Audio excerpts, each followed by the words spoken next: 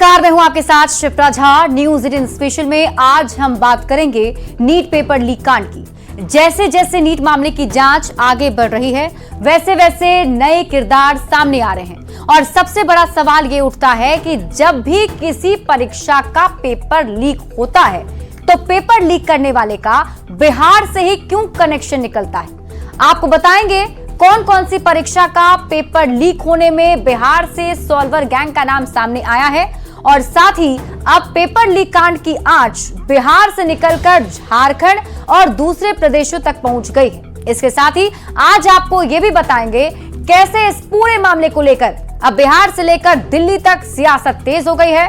आज हम ये भी जानने की कोशिश करेंगे कि तेजस्वी यादव ने अपने पीएस का नाम सामने आने के बाद क्या कुछ कहा है, जिसके बाद बिहार की सियासत पूरी तरह से गर्मा गई है। देखिए हमारी खास पेशकश, पेपर लीक कांड बार बार बिहार क्यों बदनाम।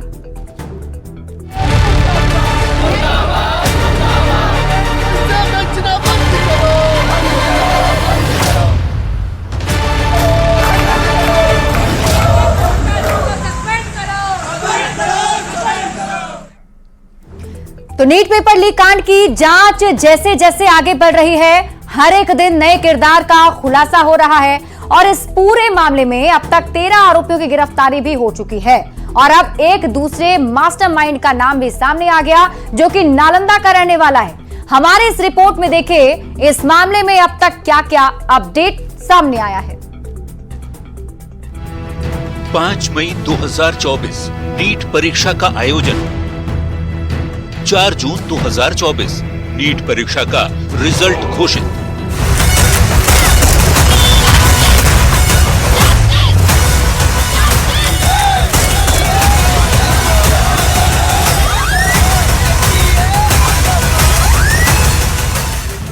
नीट परीक्षा को लेकर जारी विवाद थमने की बजाय बढ़ता ही जा रहा है और हर दिन इस पर नए नए अपडेट सामने आते जा रहे हैं। न्यूज 18 बिहार झारखंड में जब से नीट पेपर लीक कांड का खुलासा हुआ, तब से लगातार आपको पेपर लीक कांड की एक एक खबर पहुंचा रहा है। पटना से लेकर दिल्ली तक न्यूज 18 के संवाददाता लगातार पेपर लीक कांड से जुड़ी खबर पर नजर बनाए हुए हैं और आपको एक एक अपडेट की जानकारी दे रहे हैं। नीट पेपर लीक कांड की जांच कर रही बिहार की आर्थिक अपराध इकाई ने अब तक इस मामले में मास्टरमाइंड नीतीश कुमार, उसके साथ अमित आनंद और दानापुर नगर परिषद में इंजीनियर सिकंदर यादवेंदु के साथ कुल 13 आरोपियों को गिरफ्तार किया है।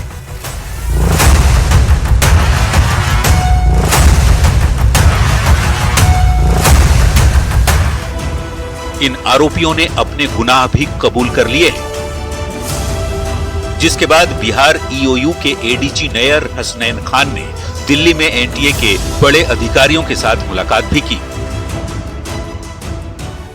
उनका ये रुतबा था कि सभी जगह वो घूम घूम कर काम करते थे और उसमें जो सरकारी आवास में उन्होंने जो सेटिंग किया था अपने परिवार के साथ, समस्तीपुर के ही रहने वाले जो परीक्षार्थी थे उनके साथ, और उनकी मां को भी ठहराने का काम किया था।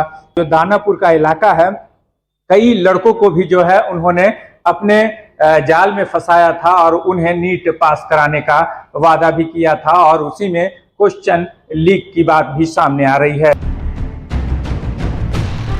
पेपर लीक कांड का कनेक्शन अब न सिर्फ बिहार से बल्कि दूसरे राज्यों से भी जुड़ रहा है।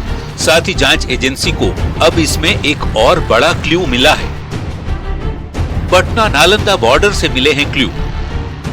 नीट पेपर लीक होने की जानकारी मिली है। सॉल्वर गैंग को मिल गया था प्रश्न पत्र। परीक्षा से एक दिन पहले मिला था प्रश्न। रांची के कॉलेज के 10 छात्रों ने किया था सॉल्व। रांची के बड़े मेडिकल कॉलेज के छात्रों ने हल किए थे प्रश्न। व्हाट्सएप के जरिए अमित नीतीश तक पहुंचा उत्तर। अभ्यर्थियों को रटवाए गए थे आंसर। उत्तर रटवाकर सेंटर तक पहुंचाए गए थे अभ्यर्थी। पटना पुलिस को मिली मामले की जानकारी। पुलिस ने सभी आरोपी को किया अरेस्ट। नीट पेपर लीक को लेकर एक तरफ जांच चल रही है तो दूसरी तरफ केंद्रीय शिक्षा मंत्री धर्मेंद्र प्रधान भी लगातार नजर बनाए हुए हैं। उन्होंने दिल्ली में बिहार ईओयू के एडीजी और एनटीए के अधिकारियों के साथ बैठक कर पूरे मामले की जानकारी ली है और साफ शब्दों में कह दिया है कि दोषियों पर बेहद कठोर कार्रवाई होगी, किसी भी हाल में दोषी बख्शे नहीं जाएंगे। देश की विद्यार्थियों को आश्वस्त करना चाहता हूँ, ये सरकार आप ही के हैं। सरकार पारदर्शिता के लिए प्रतिबद्ध है। सरकार मेरिटियस विद्यार्थियों के साथ खड़ा है। सरकार विश्वास जन्माना चाहती है कि हम कोई भी गड़बड़ी को टॉलरेट नहीं करेंगे। आप भरोसा रखिए। सबसे पहले आप ये समझ लीजिए कि नीट मामले में जांच एजेंसी को अब तक क्या क्या सबूत मिले हैं, जिसके आधार पर ये जांच आगे बढ़ रही है। अभ्यर्थियों के एडमिट कार्ड, अभ्यर्थियों के दस्तावेज, जला हुआ प्रश्न पत्र, OMR शीट, बुकलेट नंबर, वो घर जहां प्रश्न उत्तर रटवाए गए, पोस्ट डेटेड चेक, माफिया से बरामद मोबाइल, आरोपियों का कबूलनामा, परीक्षा माफिया का इतिहास। जांच अधिकारियों को पेपर लीक कांड के जो सबूत मिले हैं, उससे साफ जाहिर हो रहा है कि नीट परीक्षा का पेपर लीक हुआ है। यही वजह है कि देश भर में छात्र सड़कों पर उतरकर एनटीए के खिलाफ प्रदर्शन कर मामले की सीबीआई जांच की मांग कर रहे हैं। हालांकि ये मामला सुप्रीम कोर्ट में अभी है। सीबीआई से जांच होगी या नहीं, ये अब कोर्ट के फैसले पर निर्भर करता है। लेकिन शिक्षा मंत्री धर्मेंद्र प्रधान ने साफ कह दिया है कि छात्रों के भविष्य के साथ खिलवाड़ बर्दाश्त नहीं किया जाएगा और सरकार जल्द ही इस मामले में निर्णायक फैसला लेगी। भारत की कोई परीक्षा प्रणाली डार्क नेट में चला जाए, ये गहन अध्ययन की बात है। कौन है उसके लिए जिम्मेदार, कौन से माफिया लोग उसके पीछे हैं, कौन गुनहगार है, अंदरूनी लोग कौन गुनहगार है, इसको सारे को ढूंढा जाएगा। कोई अफवाह, कोई भ्रमात्मक या कोई उत्तेजना की बात ना कहूं कि जो उनके मन को प्रभावित करे, जो उनको निष्पक्षता से दूर ले जाए। मेरे दायित्व है सबको निवेदन करना। अब भरोसा रखिए, ठीक होगा। ईओयू मामले की जांच कर रहा है। शिक्षा मंत्री दोषियों पर कड़ी कार्रवाई की बात कह रहे हैं, लेकिन इस बीच सड़कों पर उतरकर प्रदर्शन करने वाले छात्र भी अपने भविष्य को लेकर चिंतित हैं। यही वजह है कि अब वो मामले में सीबीआई जांच की मांग कर रहे हैं, ताकि छात्रों के भविष्य के साथ कोई खिलवाड़ ना हो।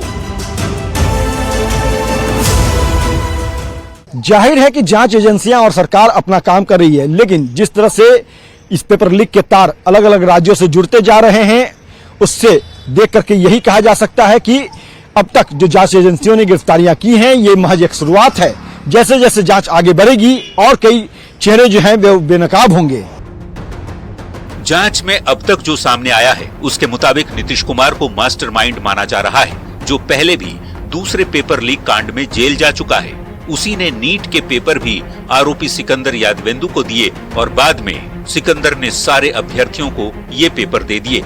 लेकिन सवाल ये है कि आखिर नीतीश के पास परीक्षा से पहले ही नीट के पेपर कहां से आ गए? नीतीश को किसने नीट का पेपर दिया? क्या इसमें कई और भी चेहरे शामिल हैं?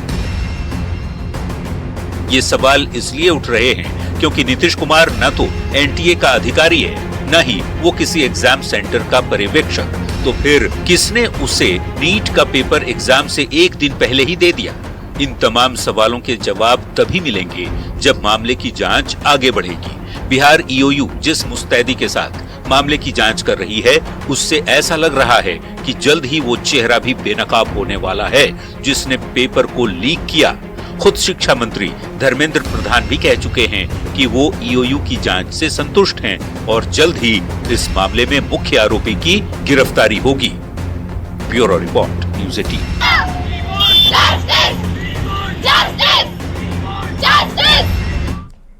तो पेपर लीक कांड के बाद जांच एजेंसी लगातार कार्रवाई कर रही है, लेकिन सवाल ये उठता है कि जब भी किसी परीक्षा के पेपर लीक होते हैं, उसका कनेक्शन बिहार से ही क्यों जुड़ता है? और ऐसा नहीं है कि सिर्फ इस बार पेपर लीक कांड में बिहार के सॉल्वर गैंग का नाम सामने आया हो, बल्कि इससे पहले भी कई पेपर लीक हो चुके हैं जिसमें बिहार के सॉल्वर गैंग का नाम सामने आ चुका है और इसमें कार्रवाई के साथ ही गिरफ्तारी भी हो चुकी है। नवंबर 2003 कैट परीक्षा का पेपर लीक। 4 मई 2024 नीट परीक्षा का पेपर लीक।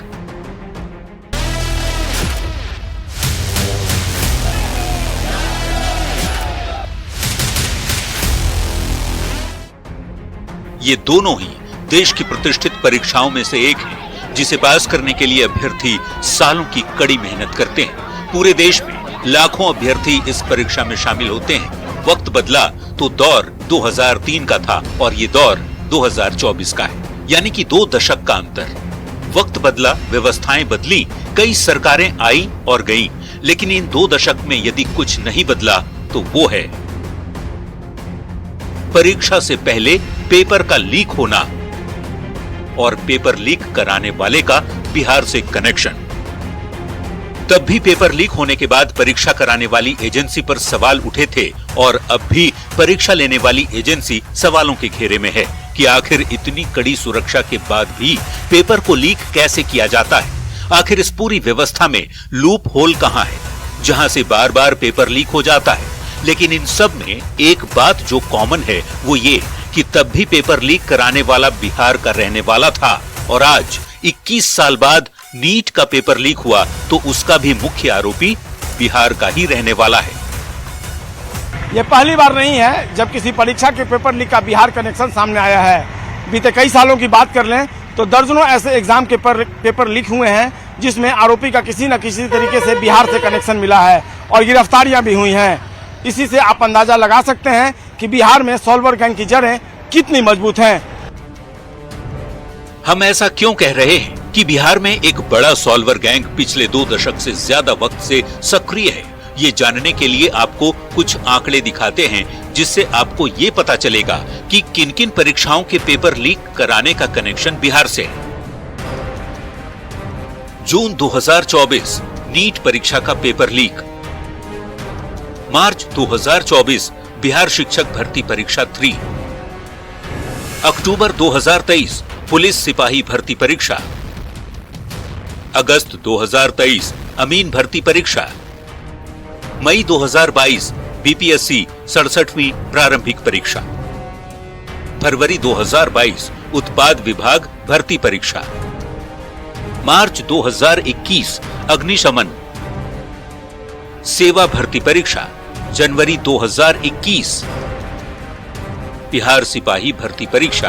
फरवरी 2019 बिहार पुलिस भर्ती परीक्षा और अक्टूबर 2017 बिहार सिपाही भर्ती परीक्षा। इस लिस्ट को देखकर आपको अंदाजा लग गया होगा कि इस गैंग ने किस तरह से बिहार में अभ्यर्थियों की जिंदगी से खिलवाड़ करने का नेटवर्क बिछा रखा है। सॉल्वर गैंग का नेटवर्क बिहार में तो अपनी जड़ें जमा ही चुका है, लेकिन इसका अंदाजा इसी से लगाया जा सकता है कि उड़ीसा से लेकर राजस्थान और यूपी से लेकर के दिल्ली, हरियाणा तक जो भी पेपर लीक हुए हैं उसमें बिहार का कनेक्शन जरूर सामने आया है। ऐसा नहीं है कि प्रशासन ने सॉल्वर गैंग पर कार्रवाई नहीं की है या फिर सरकार ने इस सॉल्वर गैंग को रोकने के लिए कोई ठोस कदम नहीं उठाए हैं। जब भी पेपर लीक का मामला सामने आता है, शासन प्रशासन अपने स्तर पर कार्रवाई तो करता ही है, लेकिन हैरानी की बात यह कि हर बार ये गैंग सक्रिय हो जाते हैं। इस बार भी नीट पेपर लीक मामले में बिहार की ईओयू अपनी तरफ से कार्रवाई कर रही है। आरोपियों की गिरफ्तारी हुई भी है, लेकिन इस बार भी पेपर लीक कराने वाला बिहार का ही निकला है।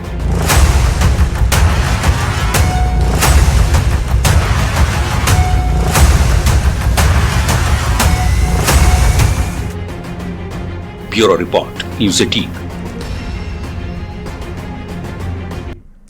और नीट पेपर लीक कांड में जब से तेजस्वी प्रसाद के पीएस का नाम सामने आया है, उसके बाद से बीजेपी लगातार उनसे सवाल पूछ रही है, जिस पर तेजस्वी यादव ने पलटवार किया है, जिसके बाद बिहार में पेपर लीक कांड पर अलग ही सियासत शुरू हो गई है। नीट पर सवाल, बिहार में बवाल, गिरफ्त में आरोपी, रिश्ते पर सवाल, पक्ष विपक्ष में सियासत बेशुमार।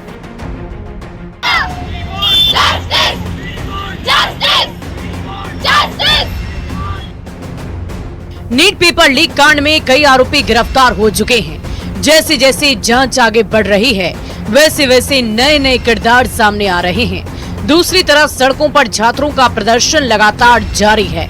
एग्जाम देने वाली एनटीए सवालों के घेरे में है। री एग्जाम की तारीख जारी हो चुकी है और इस बीच बिहार में सियासतदानों के बीच जमकर वार पलटवार हो रहे हैं। संजीव मुखिया के घर पहुंची न्यूज 18 की टीम।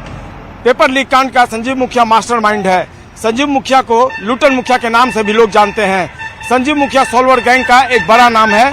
संजीव मुखिया कई बार जेल जा चुका है। करीब 1.5 से 2 दशकों तक सॉल्वर गैंग के नाम के रूप में संजीव मुखिया का नाम सुर्खियों में रहा है। लाखों छात्रों का भविष्य बर्बाद करने वाला यह संजीव मुखिया ग्रामीणों की नजर में भी एक बड़ा आरोपी और अभियुक्त है।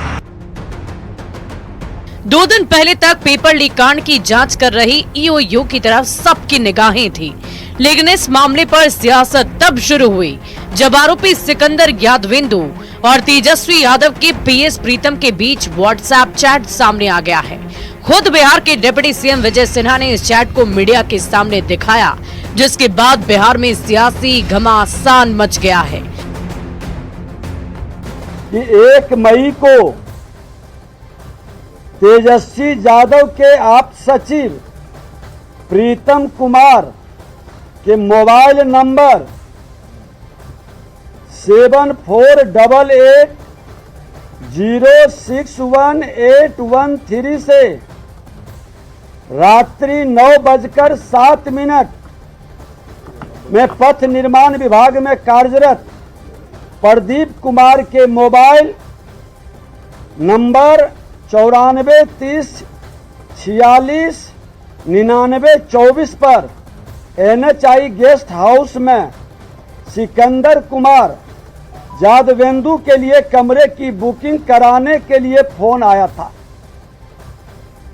उस दिन प्रदीप कुमार इस पर कोई संज्ञान नहीं लिया।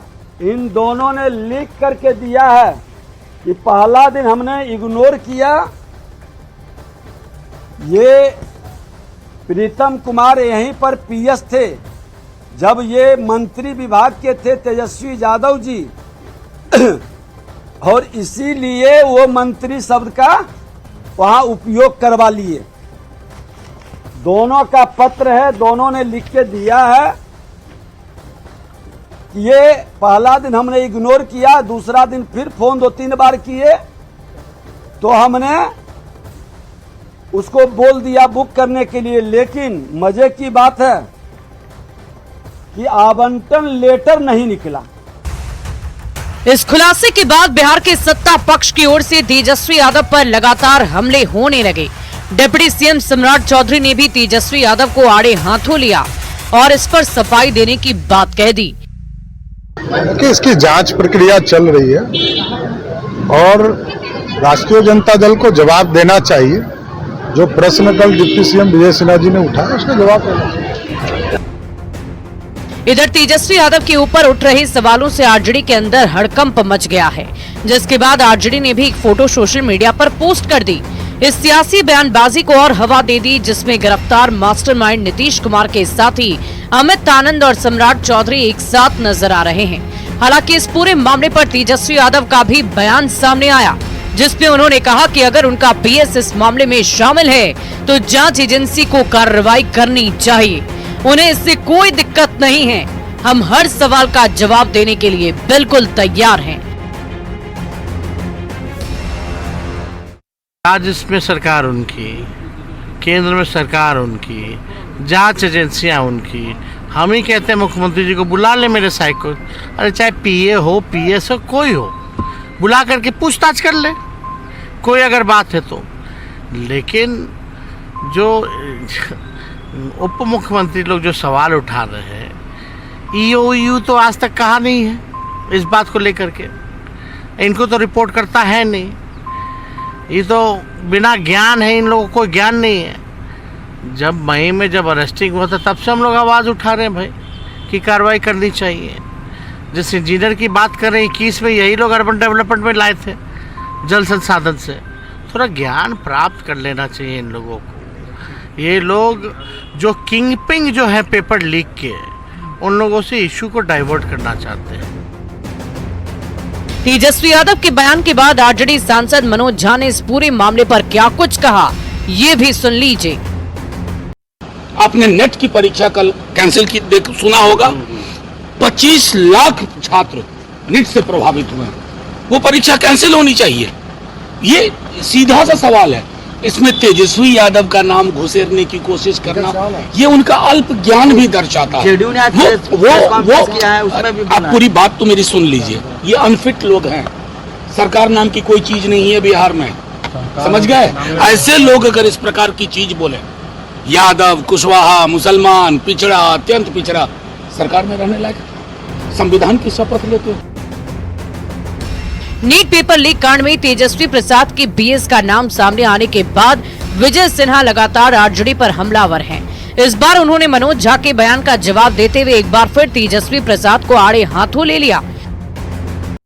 ये मनोज झा जी का विद्वान आदमी है, उनकी विद्वता प्रकट होते रहती है, लेकिन मैं बता दूं कि पद के लिए पैर पकड़ने वाले हम लोग नहीं हैं।